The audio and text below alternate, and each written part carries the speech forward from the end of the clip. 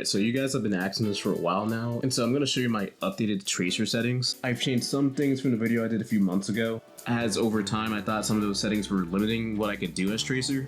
And also I'm going to talk about why I changed some of the things I did as well. Keep in mind, this is just what feels comfortable to me, as there is no set perfect sensitivity for any character. Really the only thing that matters is what feels good to you personally. And so enough yapping, I'm going to show you what I've changed.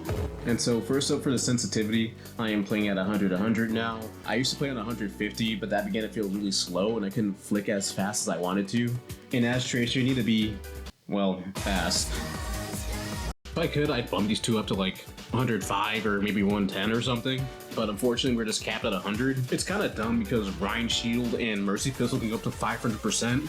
So until we get an update where they increase the cap, we're just kind of stuck with this, which is still fine for now.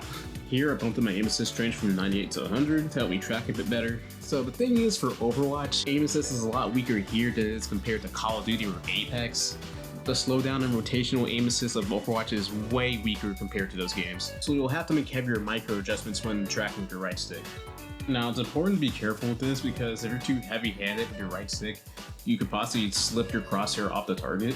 A trick that helped me a lot was to just be gentler in my right stick when I'm tracking somebody. This stops you from overcorrecting your aim so you're not slipping off the target, and it stops you from finding your aim assist, which will make tracking a lot easier. So that's why I went to 100% on aim assist straight to get as much out of Overwatch's aim assist as possible. Now my aim assist window size, I bumped it up to 50, but I settled on 40. And for those who don't know, aim assist window size is pretty much the area around your enemy where slowdown aim assist will take effect. I felt like crosshair was slowing down too early around the enemy before I can get my cursor on them, so I bumped it down to 40. That's been feeling a lot better for me since then. Now for aim assist easing, this basically dictates the amount of time it takes for your aim assist to reach its maximum strength. I just have this at 50 for a smoother ramp up time, and so that it doesn't feel like my crosshair is like freezing instantly when I'm trying to track somebody. And for my aim smoothing, I completely got rid of this. I felt like it was just giving me too much resistance whenever I tried to do anything. It just made turning the camera slower, flicking slower. It did give me stability when aiming, but I honestly don't think it's worth it with how much it just slows you down.